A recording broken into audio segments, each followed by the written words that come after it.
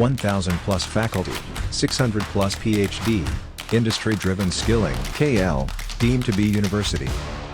రాష్ట్రంలో సచివాలయ వ్యవస్థ రూపకల్పనకు కృషి చేస్తూ రాష్ట్ర ప్రభుత్వానికి వెన్నుదన్నుగా నిలిచినటువంటి విజయ్ కుమార్ గారు ఇవాళ రిటైర్ అయ్యి లిబరేషన్ కాంగ్రెస్ పార్టీ అభ్యర్థిగా తిరుపతి నియోజకవర్గ పార్లమెంటు పరిధిలో పోటీ చేస్తున్నారు.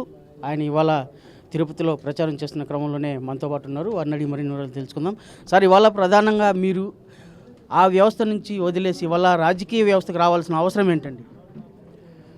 ఒక అధికారిగా ఉన్నప్పుడు కొన్ని నియంత్రణల మధ్య పనిచేయాల్సి ఉంటుంది. అదేవిధంగా అప్పుడు ఏ ప్రభుత్వాలు అయితే ఉంటాయో ఆ ప్రభుత్వ విధానాలను ప్రజల్లోకి తీసుకెళ్లడం అన్నదే ప్రధానమైన కర్తవ్యంగా ఉంటుంది. ఆ విధంగా వచ్చినటువంటి అవకాశాన్ని ప్రభుత్వ విధానాలను అమలు పరుస్తూ ఎక్కడెక్కడైతే మనకి విచక్షణాధికారాలు కలిగి ఉన్నాయో అలాంటి చోట ప్రజల శ్రేయస్సు కోసం, పేదల విముక్తి కోసం గత 30 సంవత్సరాలుగా పనిచేసి ఒక సంతృప్తిని సాధించడం జరిగింది. అయితే పరిమితులు లేకుండా పనిచేసే అవకాశం మనకి ఈ రాజకీయ వ్యవస్థలో ఉన్నది.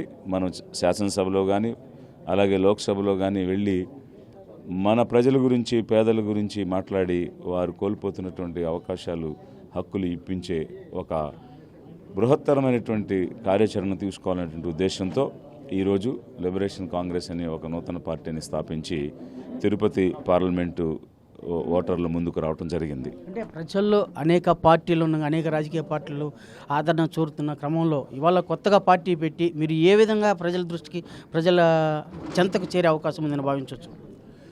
ఇప్పుడున్నటువంటి పార్టీలన్నీ ఆధిపత్య వర్గాలు, పెత్తందారులు నిర్వహిస్తూ ఉన్నారు. వారికి ఉన్నటువంటి ఆలోచనలు కానీ, ఇంట్రెస్ట్లు కానీ చాలా డిఫరెంట్గా ఉంటాయి. ఏమిటంటే ఆయా వర్గాలే ఎదగాలి, వాళ్ళే ఎప్పుడు అధికారంలో ఉండాలి, వారు మాత్రమే సంపాదించుకుంటూ వారు కోట్లకు పడగలెత్తుతూ ఉండే పరిస్థితే ఉంది తప్ప పేద ప్రజలను పట్టించుకుని వారికి ఆస్తులు ఇద్దాం, భూములు ఇద్దాం, ఉద్యోగ ఉపాధి అవకాశాలు ఇద్దాం, వారిని పేదరికం నుండి విముక్తి పరుద్దాం అనేటువంటి ఆలోచన లేదు. ఇప్పుడు మేనిఫెస్టోల ద్వారా పోటీ పడుతూ మాట్లాడుతున్నది కూడా మేము 2,000 ఇస్తాం, 3,000 ఇస్తామని చిల్లర పంచడానికి ప్రయత్నం చేస్తున్నారు. కానీ ప్రతి కుటుంబానికి 3 ఎకరాలు భూమి ఇస్తామని, 3 సెంట్లు స్థలం ఇచ్చి 6 లక్షల రూపాయలతో 2 బెడ్రూమ్లు ఇల్లు కట్టిస్తామని, అలా స్థిరమైనటువంటి ఆస్తులు ఇస్తాం, ఉద్యోగాలు ఇస్తామని ఈ పెత్తందారుల పార్టీలు చెప్పడం లేదు.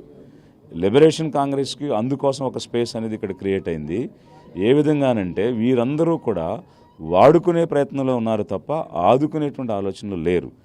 ప్రజలను ఆదుకుని వారు కోల్పోతున్నటువంటి అవకాశాలు ఇప్పించి వారి హక్కులను పరిరక్షించి ఆస్తుల కల్పన చేయాలి, ఉద్యోగ కల్పన చేయాలి, ఉపాధి కల్పన చేయాలి, తద్వారా పేదరికం నుండి విముక్తి పరచాలి అని నిర్దిష్టమైన ప్రణాళికతో మేము వచ్చాము. ఆ అవసరం ఈరోజు ఈ రాష్ట్రంలో ఉంది. అలా నీతి నిజాయితీగా పనిచేసి పేదలకు ఆస్తుల కల్పన చేసి, ఉద్యోగ కల్పన చేసి వారిని విముక్తి పరచాల్సినటువంటి పరిస్థితి ఈరోజు ఉంది. కాబట్టి ఒక కొత్త పార్టీ లిబరేషన్ కాంగ్రెస్ని ఏర్పాటు చేయడం జరిగింది. అంటే ఇవాళ రాజకీయ పార్టీలు తమ విశిష్టతను పరిరక్షించుకునే క్రమంలోనే కొత్త పార్టీలకు మరో రాజకీయ పార్టీ వెనక భరోసా ఇస్తున్నది. ఈ క్రమంలోనే కొత్త పార్టీలు పుట్టుకొస్తున్నాయని చెప్పి వాదన బలంగా ఉంది సమాజంలో. మీ పార్టీ వెనకాల కూడా ఏదైనా ఇతర రాజకీయ పార్టీ ప్రమేయం ఉందని భావించవచ్చా, ప్రోద్బలం ఉందని భావించవచ్చా? అలా ప్రమేయం, ప్రోద్బలం ఉండే అవకాశమే ఉంటే ఉన్న పార్టీలలోనేకి వెళ్ళి ఒక సీటు గెలిచి ఒక మంత్రిగా కూడా అయ్యేటువంటి అవకాశము విరివిగా ఉన్నా కూడా ఒక కమిట్మెంట్ కోసం ఈరోజు పేదలు అణగారిపోతూ ఉన్నారు, వెనుకబడిపోతూ ఉన్నారు, అణిచివేత ఉంది. ప్రజాస్వామ్యంలో పౌర హక్కులు కూడా అణిచివేతకు గురి అవుతూ ఉన్నాయి. ప్రాథమిక హక్కులను ఎవరికి వారుగా వినియోగించుకోలేని పరిస్థితిలో ఉన్నారు. ఉదాహరణకి ఈ తిరుపతిలోనే ఎంతోమంది ఎన్నో రకాలుగా తమ సొంతంగా సంపాదించుకున్న దాంతో చిన్న చిన్న ఆస్తులు కొనుక్కుంటే ఆ ఆస్తులు రిజిస్ట్రేషన్ చేయాలన్నా, మ్యూటేషన్ చేయాలన్నా ఓట్లేసి గెలిపించిన సేవకులుగా ఉండాల్సిన ప్రజాప్రతినిధులు వారిపై ఆధిపత్యం చేస్తున్నారు. వారి కనుసన్నల్లో ఒక రిజిస్ట్రేషన్ అయినా, ఒక మ్యూటేషన్ అయినా జరుగుతుందని చెప్తూ ఉన్నారు. అలాంటి పరిస్థితుల్లో ప్రజలకు సేవకులుగా ప్రతినిధులు ఉండాలి, కానీ వారి మీద ఆధిపత్యం, నియంత్రణ చేసే వ్యక్తులుగా ఉండకూడదు అనేటువంటి ఒక కమిట్మెంట్ తోటి ఇక్కడికి రావడం జరిగింది. ఎప్పుడు ఏ పరిస్థితుల్లోనూ ఏ రాజకీయ పార్టీకి తల ఒగ్గి తల దించుకుని పనిచేసే విధానం కాదు. అలా తల ఒగ్గి తలదించుకునే పని చేసే విధానమే అయితే ఇన్ని సంవత్సరాలుగా ఎక్కడొక్కడ తల వంచలేదు. అలాంటి ఒక స్థైర్యంతో, ఒక సెల్ఫ్ రెస్పెక్ట్తో ఈరోజు ఈ లిబరేషన్ కాంగ్రెస్ని ఏర్పాటు చేయడం జరిగింది. దీనిలో ఉండే వారందరికీ కూడా మేము అదే నేర్పిస్తున్నాము. స్వాభిమానం అనేది మొట్టమొదట ఉండాలి, ఆ తర్వాత ఏదైనా మనం సాధించడం అనేటువంటి జరుగుతుంది. వాళ్ళ కుటుంబ వ్యవస్థ రాజకీయ పార్టీల్లో ప్రధానంగా ప్రాబల్యం చూపుతున్న క్రమంలో మీరు తిరుపతి వాసులుగా తిరుపతి పుణ్యక్షేత్రంలో ఉన్నటువంటి పార్లమెంటు సభ్యులకు ఎలాంటి భరోసా ఇస్తారు? సాధారణంగా మనం దేవుడి దగ్గరికి వెళ్ళినప్పుడు దేవుని యొక్క ఆశీస్సులు దేనికి కోరుకుంటామంటే ఇప్పుడున్నటువంటి పరిస్థితిలో నుంచి మెరుగైనటువంటి పరిస్థితిలోకి మార్చమని, అలాంటి మార్పుకి నాకు ఆశీస్సులు ఇవ్వమని ప్రతి ఒక్కరూ కూడా కొండెక్కి వెంకటేశ్వర దగ్గరికి వెళ్ళి మొక్కుకుని మనం కోరుకుంటాం.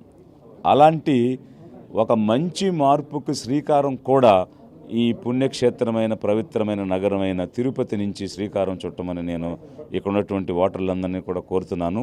అంటే ఎలాంటి మార్పు కంటే ఏదో పార్టీలు పెట్టారు కదా అని చెప్పి ఎవరో ఒక అభ్యర్థిని మనం గెలిపించి పంపించడం వల్ల మనం అభివృద్ధిని సాధించలేం. ఆ అభ్యర్థి ఎవరు, ఎలాంటి వారు, వారి గుణగణాలు ఏంటి, వారికి ఉన్న ట్రాక్ రికార్డ్ ఏంటి అనేది చూసి ఎవరైతే పార్లమెంట్లో మాట్లాడగలరు, మన కోసం ప్రశ్నించగలరు, పోరాడగలరు అన్నది చూసి ఓటేయమని నేను అడుగుతున్నాను. ఇక్కడ నుంచి ఒక మార్పుకి శ్రీకారం చుట్టమంటున్నాను. ఎలాంటి మార్పు అంటే ఒక్కరైనా యోగ్యుడైనటువంటి వ్యక్తిని మీరు పార్లమెంట్కి పంపించగలిగితే ఆ ఒక్క వ్యక్తి ఒక్క తిరుపతి కోసమే కాదు, యావత్తు పేద ప్రజానీకానికి ప్రతినిధిగా నిలబడి దేశంలో పోరాడగలుగుతాడు. అందుకోసం ఒక మార్పుకి ఈ పవిత్ర నగరం తిరుపతి నుంచి శ్రీకారం చుట్టమని ఆశీర్వదించమని నేను కోరుతూ ఉన్నాను.